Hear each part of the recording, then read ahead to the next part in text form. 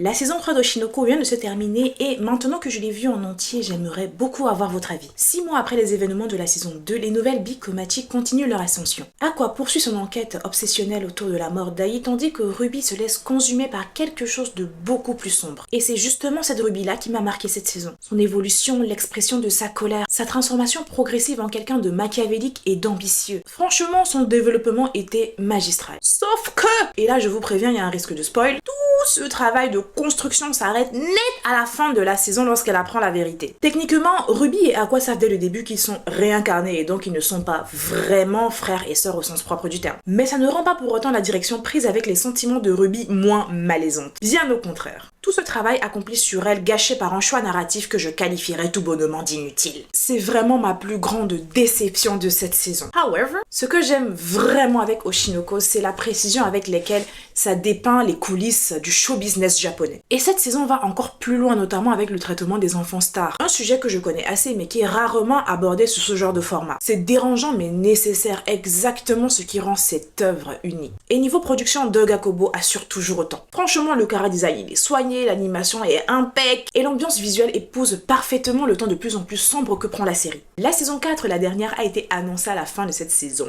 et malgré mes réserves, j'ai vraiment envie de voir comment tout ça va se conclure. Et vous, est-ce que vous avez regardé cette saison 3 d'Oshinoko? Si oui, qu'en avez-vous pensé?